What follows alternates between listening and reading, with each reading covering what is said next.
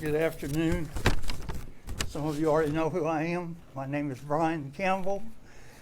I've lived in Hanceville 62 years, and I was a victim of this police department. I will preface my remarks by saying, not one day, not 1 minute in my life have I ever been in any kind of trouble.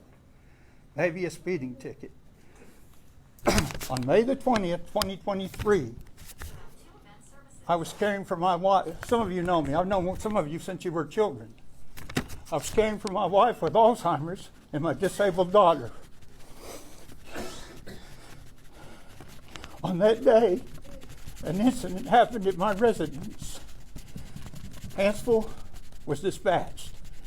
2 officers approached my home, and I didn't know why they were there. I inquired why they were there, did not get a response, so I proceeded to close the door to my house. Upon doing so, one of the officers took his foot, jammed it in the door, and forced his way into my home. Asked me to step outside. Upon which time, there were 2. One of them was very professional. I have told him countless times how I was so pleased with the way he behaved. The other one was the officer from hell. He's not currently on this force because during all this, I prevailed in a lawsuit that took over 1 year and $17,000 of my money to defend myself. That officer hit me from behind, of which I can't hardly still walk, with his knee, took me to the ground, and beat me mercifully. My attorneys have the photographs. Cullman Hospital has the records. I was handcuffed and roughed up really bad. Placed in a police vehicle. It was May, so it wasn't very hot. It was not running. No air conditioning on, but I began to hyperventilate. I'm a 2-time survivor of cancer and a heart patient. While I was in that vehicle, when one of them finally returned to the vehicle, I was in real bad shape. An ambulance was dispatched and the paramedics. Well, the only problem I had was I couldn't breathe. Once I got air, I was fine. I was then taken by the officer who brutally beat me up to Hanceville jail. On the way to the jail, and I was never allowed to explain anything to him. I was never told I was under arrest. I was never told anything until I got on my way, till I got here. On the way, that officer said to me, "Men like you are nothing but pieces of human increment." And that's not the words he used. I was married to my wife 52 years. I never touched her, ever. The incident involved, and I was trying to tell them, with her Alzheimer's, she didn't know what she was doing and tried to exit the vehicle while moving. I pulled her back by her hair, and I was admitted to that. And that constituted, in your officer's opinion, domestic violence. Anyways, and that was all perpetrated by a 911 call where the person hung up. When I got to the jail, my abuse continued. Maybe it's procedure, I don't know. I was handcuffed to a bench right out there for 3 hours. I say this somewhat shamefully, but I'm a cancer survivor and I'm incontinent. And while I was there, I desperately needed to go to the bathroom. I requested from the officer, and the city hall was right down the hall. And I was handcuffed, was denied. I urinated on myself. Then I was placed in filthy rags, and I'll tell you, I've traveled all around this world, and that's no lie. As a buyer for a major retailer, I've been in every country you can imagine. The facilities in this jail, and I hope they've changed, were filthy. There were feces on the wall, feces on the water fountain, feces all over the floor. Looked like it hadn't been cleaned in 5 years. Have any of you ever went in that jail and looked at it? I don't care if you're a criminal, you deserve better treatment than that. I was denied food and water because on the way to jail, I said, "Why don't you just shoot me and take me out of my misery?" I was put on suicide watch. No food, no water, no nothing. A kind lady jailer come up and had seen my record. She said, "Mr. Campbell, I'll get you some water and they don't have to know." She said, "I looked at your record. You've never been in any kind of trouble. I said, yes, ma'am, when I was younger, I got speeding tickets, but that's the extent of it. Long story short, I finally talked to one of the 3 chiefs that's no longer here. This gentleman, chief, was a reasonable man, and I finally got to explain my story to him. And he was very empathetic, and I know it was only my word against your 2 officers. And he said to me, I will make a phone call and see what I can do, because I found out that my stay would be 2 days in jail, 48 hours, and I was charged with 2 felonies, domestic violence and resisting. I was told my bond was $2,000. So they proceeded to put me in that filthy jail. I spent the night in that jail. Next day, the chief did as he said. My magistrate came down. It was a Sunday. I had the money cash on me, $2,000. She said, pay your bond and you can go home. I went to pay my bond, and this may be the procedure. If it is, I've never been in trouble, I don't know. But I was told, we cannot take cash on the weekend. So that told me you can't even trust your own police department with cash. But if you use a credit card, we'll let you go home. Reached in, got my credit card. Oh, but by the way, do you council members know this? It's $200 more if you use your credit card. Oh, wow. So I paid.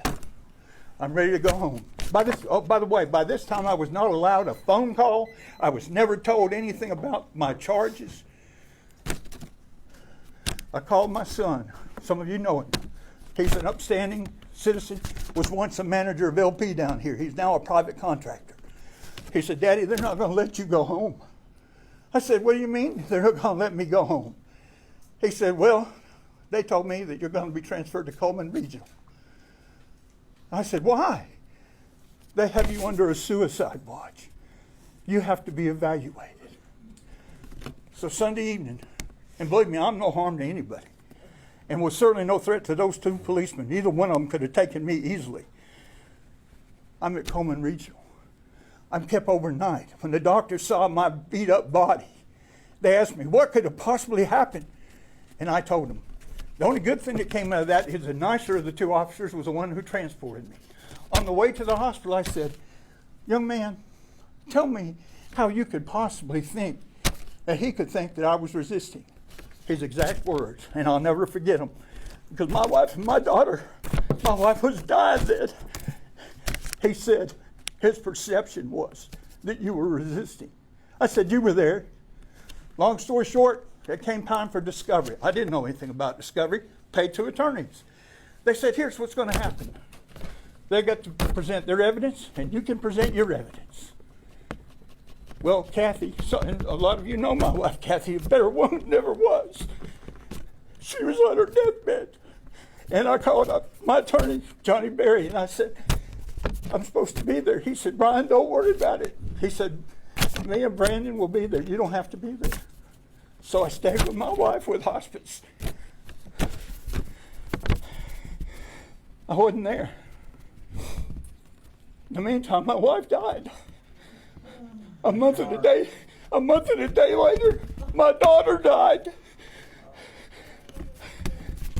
On the night I was sending pictures to the funeral home, 2 more Hanceville officers came to my residence to arrest me again. They came to arrest me for bond forfeiture because I didn't show up on that court hearing. My attorneys were both there. They represented me. I paid them well. I'm making these arrangements and getting ready to be taken to jail. My daughter was being buried the very next day. Fortunately, I know Kenneth now. And I wasn't in any shape to call him, but my son Kevin called and he said, look, my daddy, we just lost my sister. You know, he's a good man. Anybody knows me. He said, they just leave him alone? Never told me what the warrant was for, by the way. Kenneth told him, or I don't know if it was Kenneth or who it was, someone later told me, the chief told him to just go on and let me turn myself in. Okay, I called my attorneys and told them what happened. I still don't know what the warrant's for. I didn't know it was bond forfeiture. I go on to the cemetery and I bury my daughter. On that day that I buried my daughter, I went to Hanceville, down here to this courtroom, and that judge, who was a joke, that sat right there, read me the riot act and told me, had me handcuffed immediately, and told me he's going to put me under the jail. You were remodeling, so I sat handcuffed out here in the hall for another 3 or 4 hours. During that time, I was told I was being arrested for bond forfeiture. I said, what bond? They said, well, you didn't appear for the discovery. No argument from my part would be heard, because I'm just an average citizen, like all these people here, an innocent average citizen. I was transported to county. I sat in county the night of my...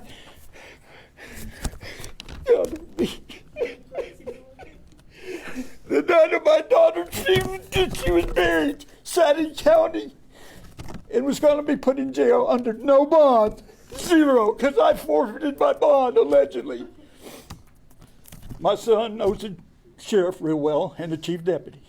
He called and he said, look, I don't know what's going on.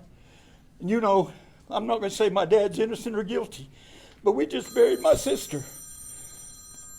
And they told me to disrobe, go take a shower, put me in the rubber shoes. Well, get ready to put me in the orange jumpsuit. And the desk deputy said, Mr. Campbell, today's your lucky day. And I'm thinking, you just don't know. It's 7 or 8 o'clock at night. I said, well, tell me. He said, you've been released, ROR. I think that's released on your own recognizances. And I was released. We come back in front of this same judge. It continues almost for an entire year at more financial expense. And I'll conclude what I have to say by your police, untrained, uninformed, and you, like the lady before me said, you're the accountable ones. I was a manager of a major retail company, top level, and the buck stopped at me. The decisions to make these people in the roles they're in fall on each of you. Yes. And I ask again, have any of you ever looked inside that jail? And if it's changed, I'm shocked. But anyways, what I have to say don't amount to much, but I got my day and I could say my piece. My son said, well, at least 100 people said, you ought to sue him. Well, in the first place, I'm not the kind of man that sues anybody. I've never done anybody wrong in my entire life. I'm a Christian and I believe in treating people Christ-like. Amen. Okay? And I didn't want a pound of flesh. But I never got so much as I'm sorry this happened to you. And Mr. Sawyer, I've known you a long time. Another incident happened, and I had you come to my residence. At that time, you brought the new chief with you on this other issue. I told you a little bit about this story.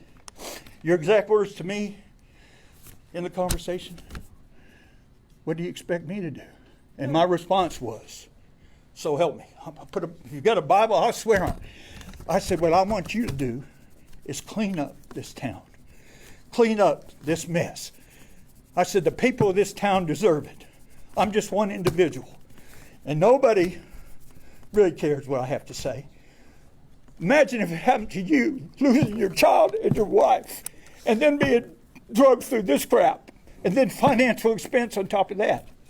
You know what your response was to me? Do you remember, Jimmy? Well, if I'm dying, if I'm lying, I'm dying. You looked at me and said, that's why this man right here is the new chief. He is going to clean it up. Oh, shit. He cleaned it up, all right. Yeah, he did. And I would have never said another word about this. In fact, my son said, Daddy, don't sue him. You've been through too much. It's going to cost you money. It's going to cost you more hurt. I can barely walk as it is from the injury to my back from that officer. And I agreed with him after praying a lot on it. But when I saw this nonsense, I said, maybe my story's not good. And maybe they'll put me off as a fool like some other people that have stories. But I swear to God, every word I told you is the truth. One thing I left out. At that time, you had 8 police officers. Because the chief told me himself, you had 8. That day while I was sitting in that squad car in my driveway, and there's a man in this room that can testify to the fact who's my neighbor, five squad cars showed up, 7 of your 8 officers, and you would have thought I was a murderer or a drug dealer. Fact. Then one of them told my neighbor in this room, who I don't know if he's going to speak or not, but that night before I buried my daughter, or the funeral, when they came with that warrant and they left, my good neighbor came over to check on me, see if I was okay. When he was walking through my yard, and if I'm misquoting you, sir, you know who you are? He said, one of them officers stopped me, or I asked him what's going on. He said, answer please. We're not through with Mr. Campbell yet. Is that professionalism? I say no. So I conclude my remarks. I love this town. I wouldn't have brought my family here and lived all this time if I didn't. And some of you lived here longer than I have. This got to have an input to it. If it don't, it's just a continuation of the same thing. And it's happened too many times in my lifetime. And it got worse in the last 3 years. Anyways, I conclude my remarks. I appreciate your time. I hope this sinks in. Yes, I'm mad and angry and upset. Yes. Put yourself in my position. How would you feel? Very good. I